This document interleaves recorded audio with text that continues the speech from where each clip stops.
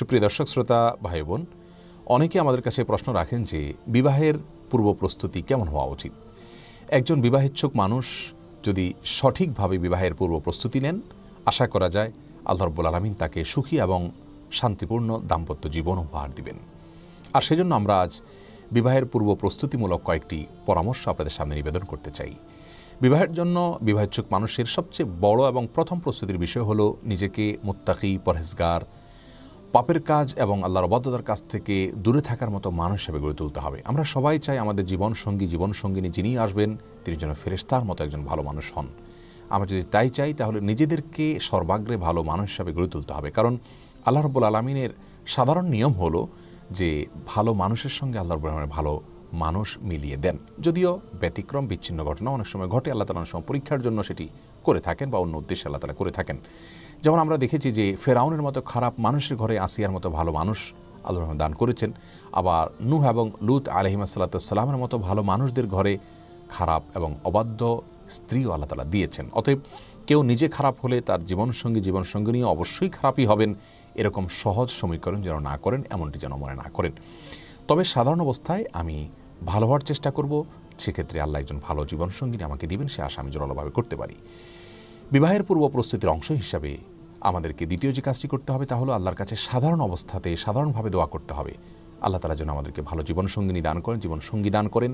আর বিশেষভাবে কোরআনে কারিমে সূরা ফুরকানের আয়াত নম্বর ৭৪-এর শেষ অংশ, দোয়ার অংশটা বেশি বেশি করে পাঠ করতে হবে। সকাল সন্ধ্যা উঠতে বসতে বিভিন্নভাবে বেশি বেশি কোনো সংখ্যা নির্ধারণ না করে আল্লাহর কাছে দোয়া নিবেদন করতে হবে। আর দোয়াটি হলো রব্বানা হাব লানা মিন আজওয়াজিনা ওয়া যুররিয়াতিনা কুররাতা আয়ুন ওয়াজআলনা লিল মুত্তাকিনা ইমামা। যার অর্থ হলো, হে আমাদের রব, হে আমাদের আল্লাহ, আপনি আমাদের জীবনসঙ্গিনী এবং পরিবারের সদস্যদেরকে, সন্তানদেরকে এমন মানুষ হিসাবে আমাদের সামনে উপস্থিত করুন, বা এমন মানুষদেরকে আমাদের জীবনসঙ্গিনী এবং পরিবারের সদস্য হিসাবে দান করুন যাদেরকে দেখলে আমাদের নয়ন জুড়িয়ে যায়, চোখ জুড়িয়ে যায়, অন্তর শীতল হয়ে যায়, এবং যারা মুত্তাকিদের ইমাম হতে পারে। অত্যন্ত অর্থবহ চমৎকার একটি দোয়া, এটি বিশেষ করে পাঠ করা যেতে পারে ভালো জীবনসঙ্গিনী পাওয়ার জন্য। এটি বিবাহের পূর্ব প্রস্তুতির অত্যন্ত গুরুত্বপূর্ণ একটি অংশ। তৃতীয়ত, বিবাহের পূর্ব প্রস্তুতি হিসাবে একজন ভালো জীবনসঙ্গিনী পাওয়ার স্বার্থে যার ভিতরে দিনদারিতা আছে, যার ভিতরে তাকওয়া আছে, যার ভিতরে অল্পে তুষ্টি আছে, যার ভিতরে দুনিয়ার মোহ নাই, লোভ নাই, এরকম একজন মানুষকে জীবনসঙ্গী হিসাবে তালাশ করে নিতে হবে। আজকাল আমরা প্রত্যেকটা মানুষ, নারী হোক পুরুষ হোক, বিবাহের ক্ষেত্রে আমরা চেষ্টা করি, ছেলেরা চান শুধুমাত্র রূপ এবং লাবণ্য যেন থাকে, সে বিষয়টিকে প্রাধান্য দেন। আবার মেয়েরা দেখা যায় যে পুরুষদের অর্থকড়িকে সবচেয়ে বেশি গুরুত্বের সাথে দেখেন।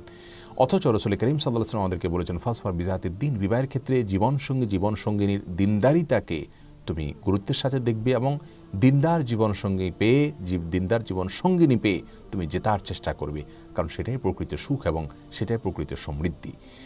অতএব জীবনসঙ্গীর ক্ষেত্রে সবচেয়ে গুরুত্বপূর্ণ বিষয় হলো তার ভিতরে দুনিয়ার মোহ থাকবে না, দুনিয়ার লোভ থাকবে না। তাহলে ইনশাআল্লাহ অনেক অনাচারের পথ, অনেক চাওয়া পাওয়ার পথ এমনিতে রুদ্ধ হয়ে যাবে। বিবাহের চতুর্থ যে প্রস্তুতির কথা বলবো তা হলো জীবনসঙ্গিনী নিজের জীবনের পার্টনার যিনি হবেন তার অধিকার সম্পর্কে আগে থেকে জেনে নিতে হবে। এটি বিবাহের প্রস্তুতির অংশ। অনেক সময় দেখা যায় যে দাম্পত্য জীবনে এসে নারী পুরুষ একে অন্যের অধিকার খর্ব করেন, ক্ষুণ্ণ করেন, নিজের অজান্তিক অধিকার নষ্ট করছেন, এবং যার ফলে দাম্পত্য জীবনে অশান্তি হয়ে যায়।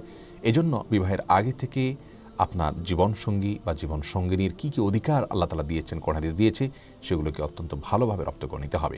বিবাহের ৫ নম্বর প্রস্তুতি হলো ছেলেরা হালাল উপার্জনের চেষ্টা করবেন, কারণ বিবাহের পরে তার স্ত্রী এবং পরিবারের ব্যয়ভার বহন করা ইসলাম শরীয়ত তার জন্য আবশ্যক করেছে।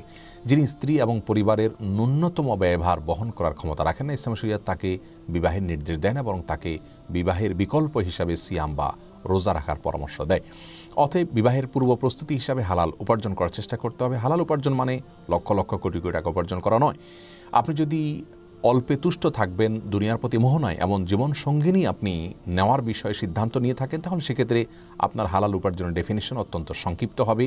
কোনো রকম জীবন ধারণ করার উপায় আপনি জোগাড় করতে পারলে সেটি আপনার হালাল উপার্জন হিসাবে বিবেচ্য হবে। একইভাবে মেয়েদের জন্য বিবাহের পূর্ব প্রস্তুতি হিসাবে গৃহস্থলী কাজকর্মগুলোকে ভালো করে রপ্ত করে নিতে হবে। অনেক সময় আজকাল দেখা যায় যে দাম্পত্য জীবনে এসে গৃহস্থলী কাজ না জানার কারণে স্বামীর সাথে বনিবনা হয় না, বোঝাপড়ার সমস্যা তৈরি হয়, এবং সুখ এবং শান্তির ঘাটতি দেখা যায় পারিবারিক জীবনে। এই জন্য গৃহস্থলী কাজগুলোকে রপ্ত করে নেওয়া এটা মেয়েদের বিবাহের পূর্ব প্রস্তুতির অংশ।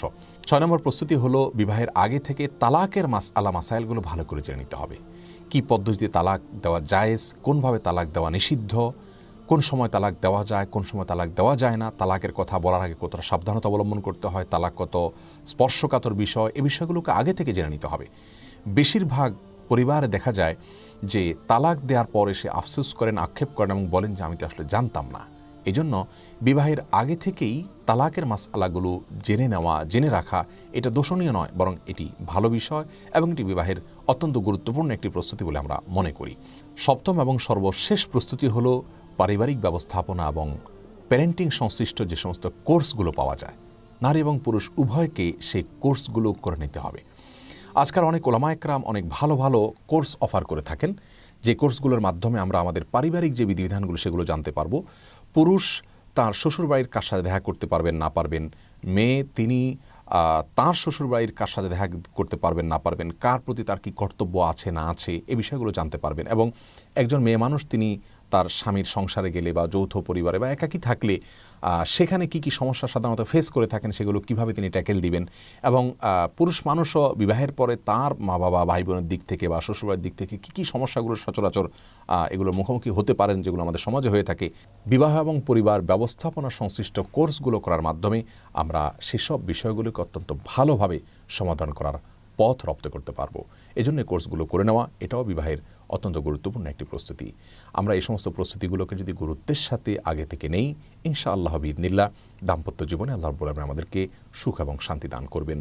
আল্লাহ রাব্বুল আলামিন আমাদের সকলকে দুনিয়ার সবচেয়ে উপভোগের বিষয় সুখী এবং শান্তিপূর্ণ দাম্পত্য জীবন উপহার দিন। জাযাকুমুল্লাহ খাইর। আসসালামু আলাইকুম ওয়া রাহমাতুল্লাহি ওয়া বারাকাতুহু।